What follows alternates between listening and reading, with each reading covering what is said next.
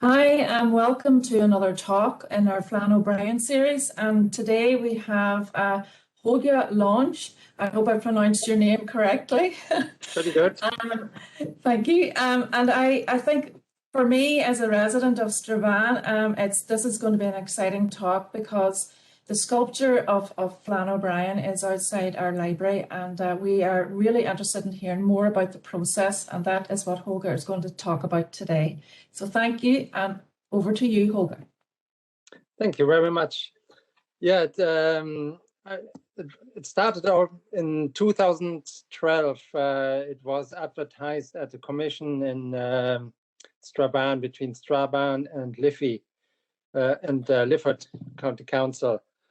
And I was delighted because I was always very interested in Flann O'Brien, and it was a great opportunity to work on a sculpture on Flann O'Brien and Brian O'Nolan. So what I want to do now in the talk is really run you through how it was actually made, how the inspiration started for the piece, and basically the whole process. And I see if I can now share my screen with you. 1 second.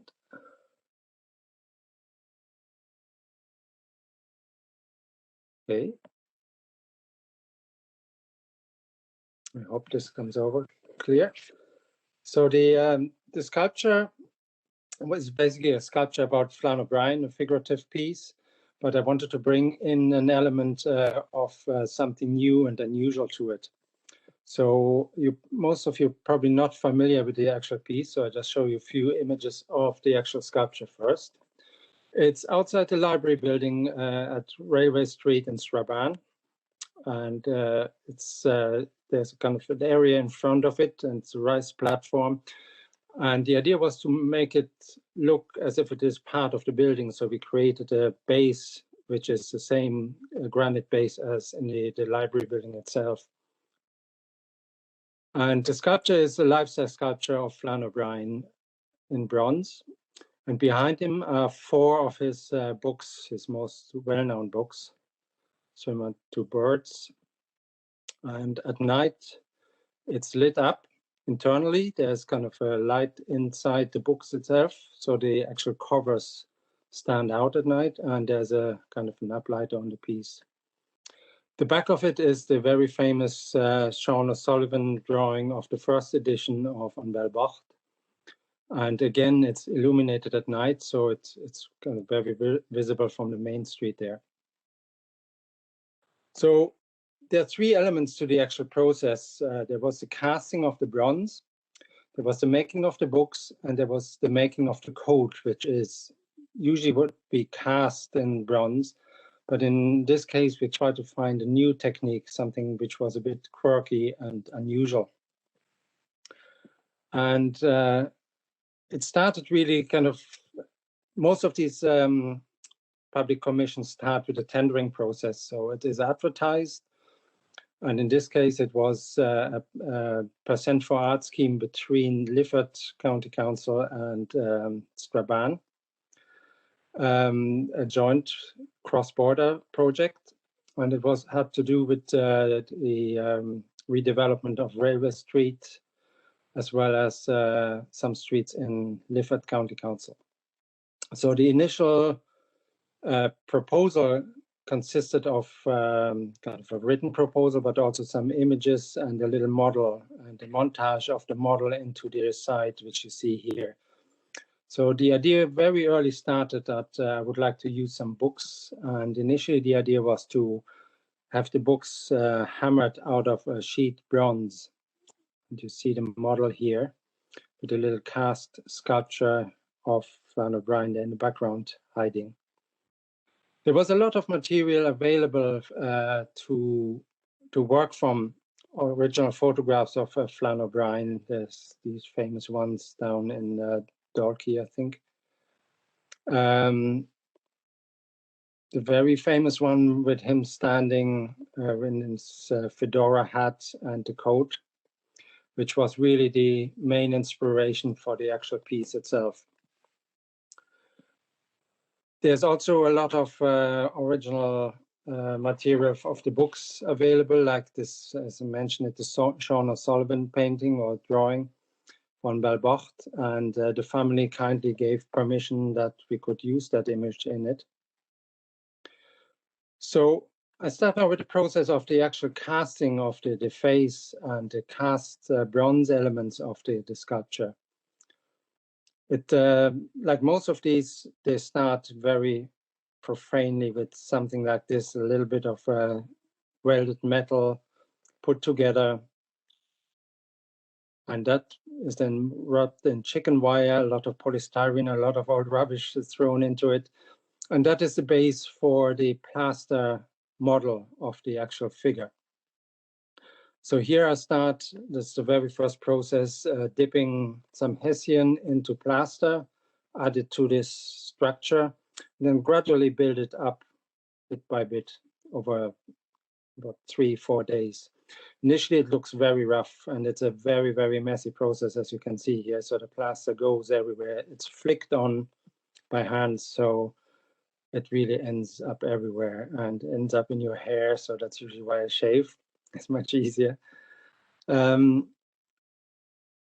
It's then built up bit by bit. You can see it's still very rough. You can just make out the rough form of the body. And then it's a process of working backwards and forwards, adding more plaster of Paris, taking away by using axes, cheese graters, anything really which is available to gradually work out the form. And this happens over about 2-3 weeks. It's a fairly slow process. It's very easy when you can work outside, as I did here at the time, at the canopy.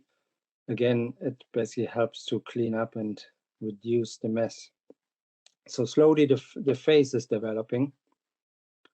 And this is getting fairly close to the end. You see the left leg is still very rough. The coat has still been developed, and the face is there. You notice the hat is actually missing. So the hat I modeled separately. I'm not sure it is visible here. So as soon as the whole plaster is done, the next process in this whole process of making the bronze casting of it is to take a mold of this original plaster. And that is a very time-consuming and actually a fairly expensive process. It's this material called silicon rubber, room temperature vulcanizing silicon rubber. It's the complete name of it. It's spatulated on, and it picks up all the details of the actual plaster. But the material itself is very flimsy, very loose. So it's only very thin. It's about a ½ inch maximum thick because of the expensiveness of the stuff. So it has to be supported by another plaster cast on top of it. And this has to be done with all the elements of the figure which will be cast. So it's bit by bit done. There are about 20 for this life-size figure. And what you end up is with these 20 pieces of rubber supported in a little bit of plaster. And these are the molds which are the base for the next part of the process. You can't cast the bronze straight into it. It would be far too hot. So you have to go through an intermediary process, which is wax. And the process is called the lost wax process, and it's about 3,000 to 4,000 years old. It's one of the oldest sculpture processes. And here you can see the next stage. So you have the silicon and the plaster on the right, and you have the wax on the left. The wax had been brushed into it with a brush while it was hot. It cools down, and you end up with a thickness of about 5 to 6 millimeters of a wax. Now, you have to bear in mind all of these life-size sculptures you see in the streets anywhere, they're not solid, they're all hollow. They're about 5 to 6 millimeter thick. So whatever you have as a wax here, you will get as a bronze at the end of the process.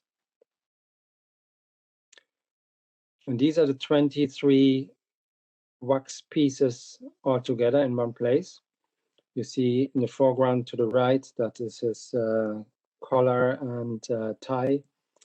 And all of these have to be sprued up. There has to be a little funnel and a system of straws attached to it through which the bronze flows into every part of the mold afterwards. So we have here now what will be there in bronze afterwards. And these get molded, and usually when a modern foundry does it, they use a process called ceramic shell, which is a kind of a clay mixed with water glass, I think. There's an older process where they used plaster, but the process I'm using here is going straight back to the Bronze Age, and it's a mix of clay, sand, and horse dung. It's the oldest molding process which has been discovered so far. And I find it very good because it's very sustainable. It's materials which can be found everywhere, which are very abundant, and they can be also fully recycled. So I've completely changed to this process. So the waxes are here first dipped into this mix of clay, sand, and horse dung, which is like a slurry liquid. They have to dry, they get dipped again, they dry, they get dipped again, and that happens about 7 to 8 times until a certain thickness is built up. And you see here, the pieces have ended up quite heavily covered in this clay mold. So they're about 1 to 1.5 inches thick under it. And they're drying in the sun. And the outer layer is a little bit of hessian dipped in this clay mix just to hold it together a little bit better in case they drop or fall. So the next process is these have to be fired, just like ordinary ceramic, like a cup of ceramic pottery. So they end up in this kiln and get heated to about 600 degrees until they're basically well fired, and all the wax has melted out at that stage. Hence, it's called the lost wax process, because the wax originals we had there, which are in here, through the heat, obviously get lost, and that's the name of the process. You can see a very basic kiln in the background where they're getting fired. And in the foreground, you have a few pieces which are already fired out. And you can see the kind of the darkness inside where the pouring hole is. The little funnel, which was solid before, is now hollow. So whatever you had before in the wax as a positive is now a negative inside. It's almost like making an ice cube. You have a solid object, you make an ice cube, you pour liquid into it, which in our case is the bronze, and then you end up with the object as a positive from the negative ice cube container. So it's essentially the same process. And as soon as they come out of the kiln, they're about 500 degrees hot, and I wrap them again in clay, in that clay mix, mold mix, with a little bit of hessian, just to hold them together, because these are really like raw eggs at 500 degrees hot and very fragile. So this really kind of eliminates any accidents and dropping in case they get dropped or roll around. They then put on a sand bed, and they're basically now ready to be poured with the molten bronze. So here you see them, all the molds are together, all the elements of the Flann O'Brien sculpture. Now, a little bit of a flashback of how this process started about 4,000 to 5,000 years ago in Europe. The Bronze Age started about 3000 BCE, before the Common Era in Ireland, much before any other areas in Northern Europe. Ireland was really on the forefront of this development. And here you see a little setup, what it would have looked like. You have a little furnace area there on the right, bellows to heat the bronze. You see the actual process. So you're working with charcoal. In a little pit furnace, there's a little crucible in it, a little pot which is filled with bronze. And that's then heated up with ordinary barbecue charcoal. What makes the difference is getting the air into it, and that heats it up to about 1300, 1400 degrees centigrade. enough to melt the bronze at about 1100 to 1200 degrees centigrade. And that's then simply poured into a little mold. And this would have been an authentic setup at the time. So this is a reconstruction of it. You see the bellows. In the foreground is an open fire pit where the molds are getting burned out and fired. Essentially what you saw with the little kiln earlier in the other images. So back to current times. Essentially, the process hasn't changed at all. The process is exactly the same. The only thing which has changed is maybe the scale and the fuel. The fuel here we use is gas instead of the charcoal. And you see the in-ground pit furnace has basically risen above the ground here in an old oil barrel, which is the furnace in this case. On the right, beside the furnace, you see the actual crucible with the molten bronze in it, about 1200 degrees hot. And there's about 30 kilos of bronze in that. So it's actually quite heavy to lift. And the molds in the foreground are ready now to be poured. And they are dug a little bit into the sand. So in case they crack, the bronze doesn't spill out all over the show. And this is the actual process of the pouring. It only stays hot like that for about a minute. So you have to work very quickly with 30 kilos of about 1200 degree hot material. And you can't drop it either. If there are splashes and stuff flying around, you have to basically hold out and endure it.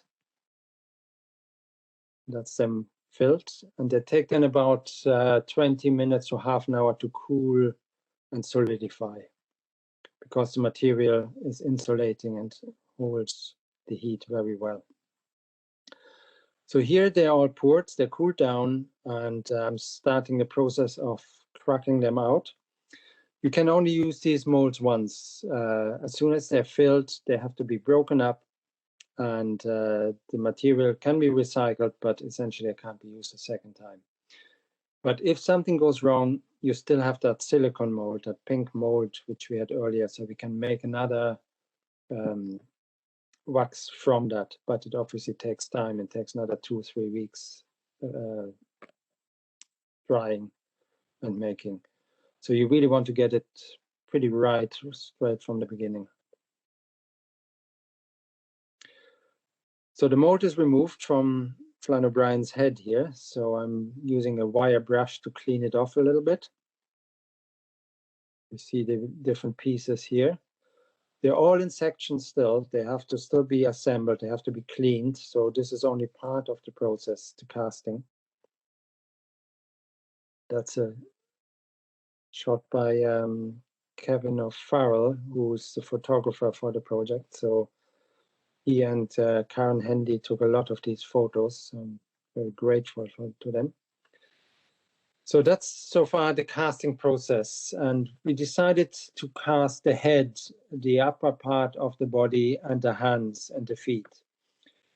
But at the stage, I wanted to do something different. I tried to do a new process, and I was introduced to a process called repoussé a few years just before this by a jewelry friend of mine.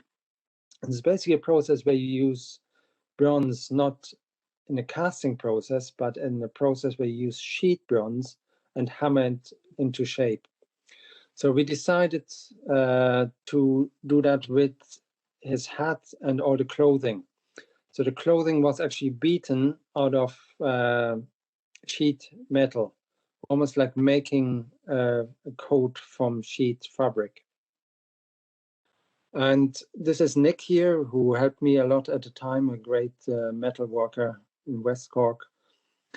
So he's taking basically a pattern from the coat of Flann O'Brien here, literally like the same process as you would make clothing from fabric. So he's taking sheets of very thin paper, marks them out, and here I mark them then out on the actual sheet bronze. So you see the sheet bronze here, the reflectiveness of the sheet bronze. It's about 2 millimeters thick, and they come in sheets of 2 by 1 meter. So I draw it out on here. We have to cut them up, which is the next process, and then beat them into shape. And you try to make best use of the material, so we lay it out so we have as little waste as possible. And you can see they're all marked out, so we know exactly where to go afterwards.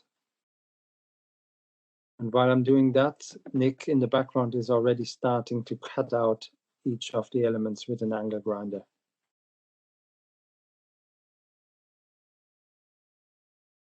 As soon as I cut, the material is very hard.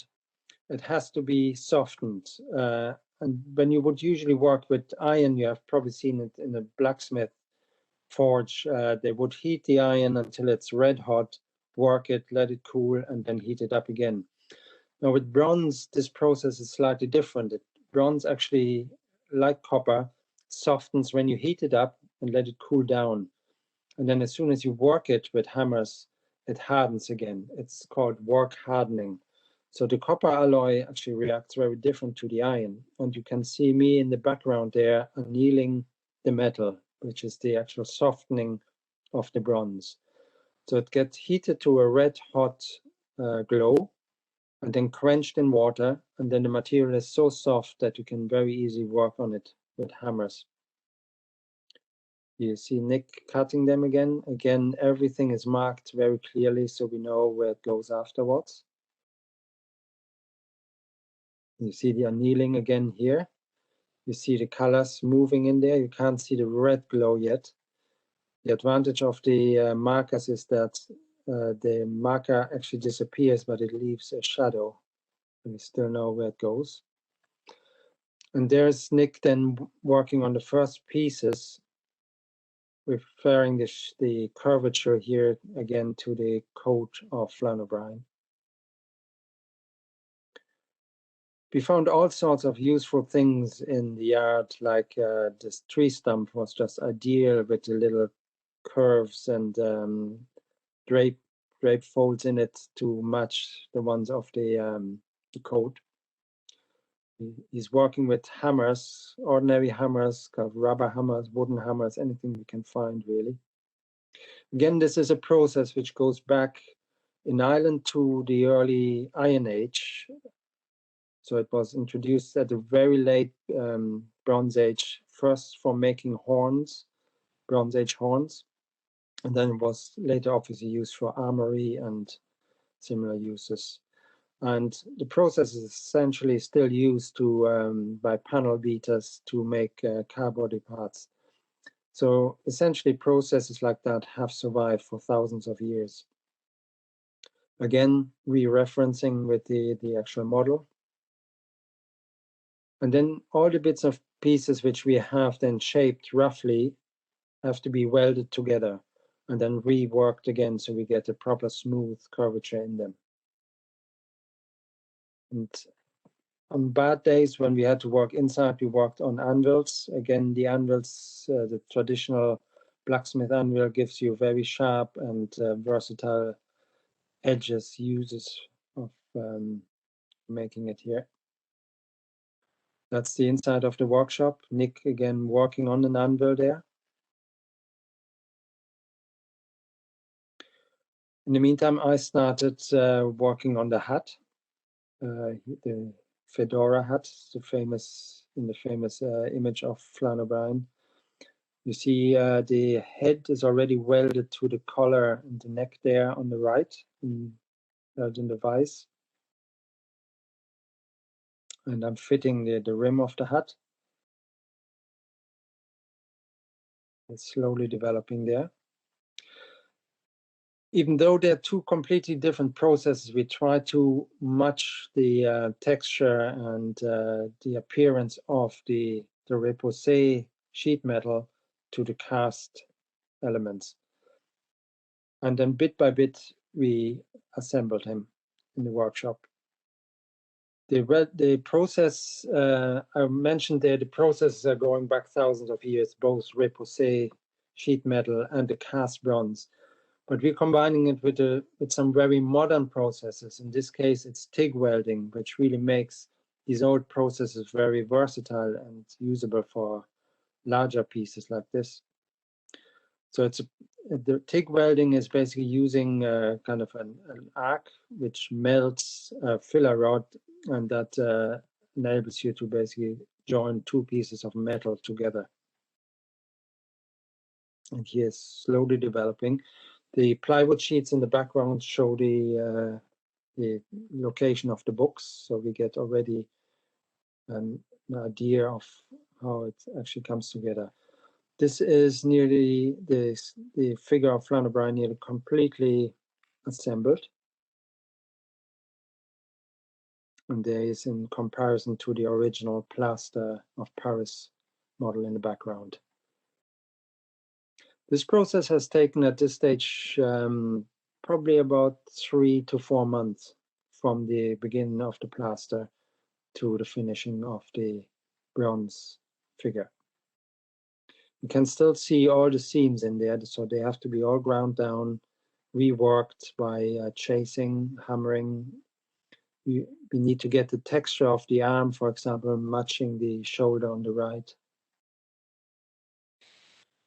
The third process in the whole making of the Flann O'Brien figure was making the books.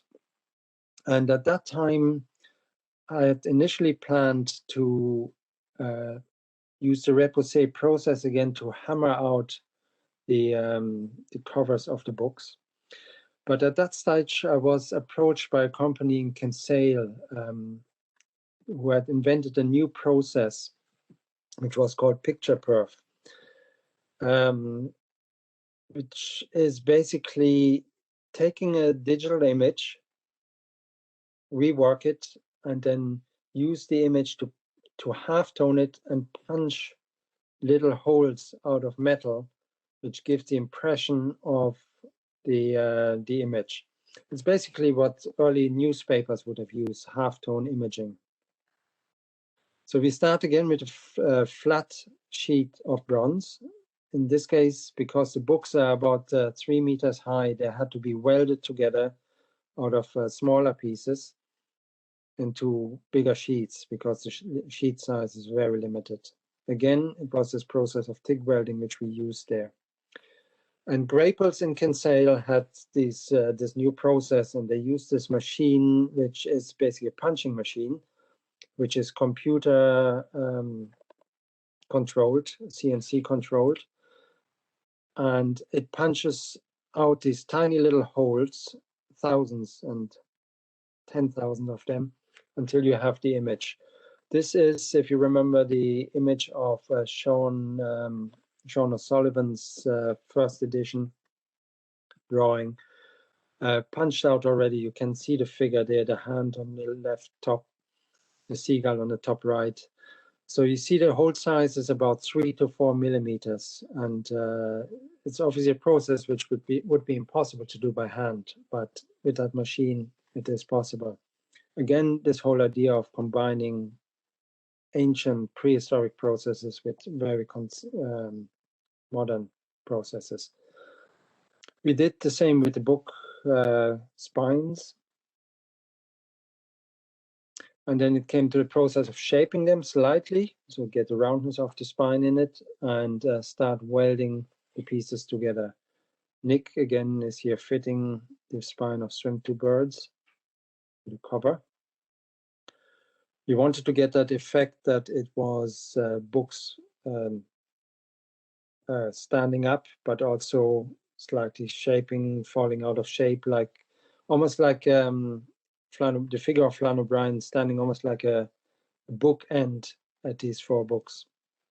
So the idea was that the books are becoming soft, they're like paperbacks sloping down. That's fitting another spine there.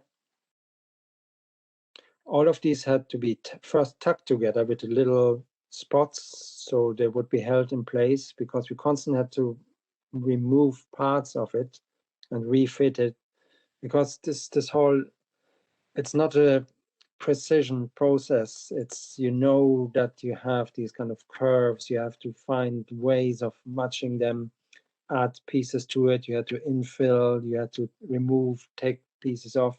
So it was a slow enough process at this stage. So here you can see the figure in comparison to the books. Still everything is very open, very loosely cut, tucked together.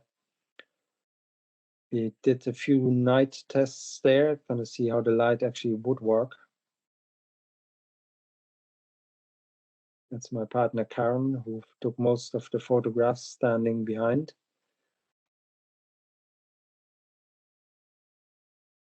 That's done in the evening. This is one of my favorite photographs of Kevin O'Farrell. So we have the figure already welded to the front book covers, and we're using a big gantry to pull it up, to move it around and to shift it. And I'm laying out some, to be honest, I don't really know what I'm doing there, but that's it.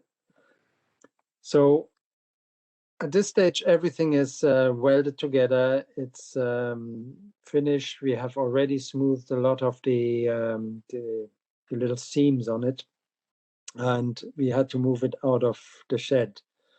There's Moss Gainer on the right. There's a blacksmith who lent me his trailer. So we were in this process of shifting this 1.25 ton sculpture now onto a trailer. And here it is finished. So I'm doing a little bit of finishing work on the seams, making sure that any sharp edges are smoothened off.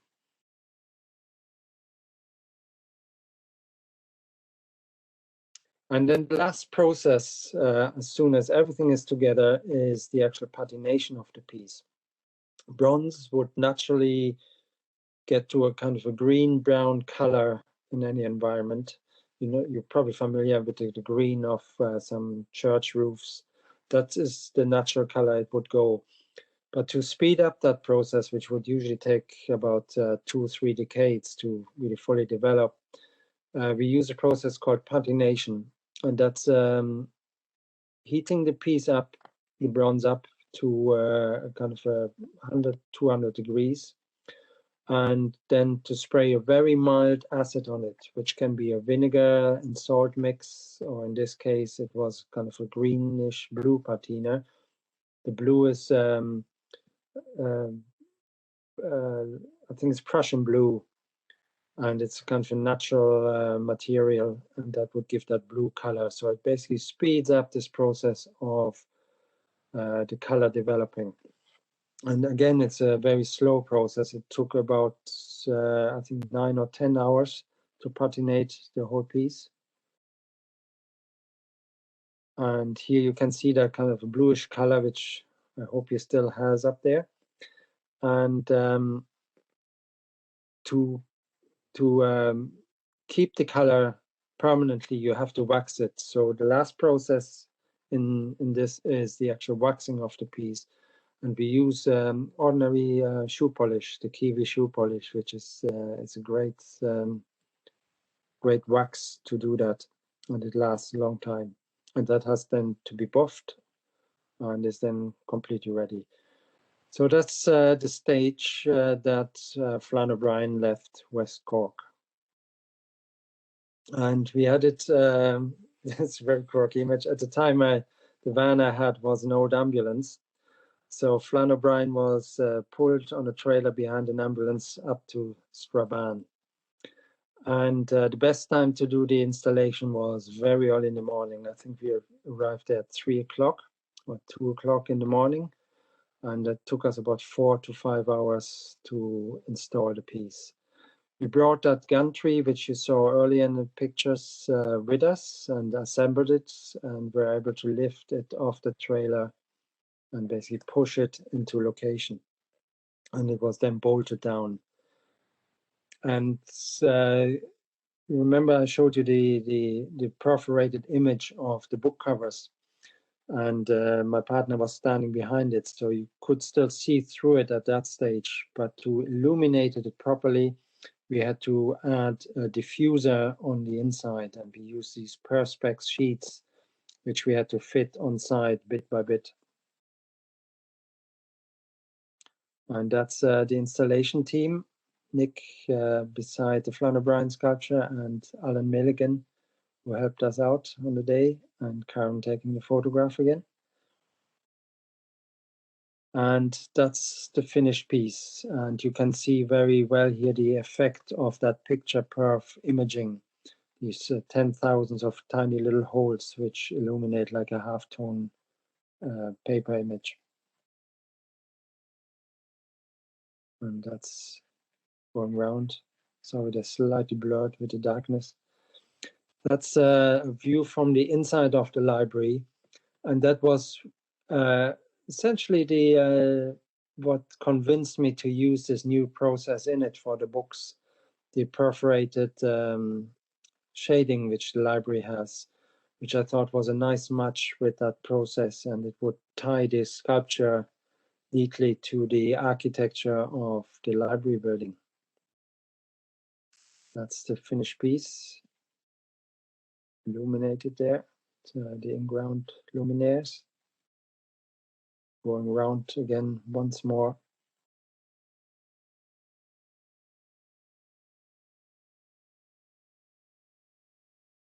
And that's the final shot. So thank you very much for listening to the talk, and for the opportunity to present it. It's great to revisit it after so many years. It's there now, I think, 9 years. So thank you very much.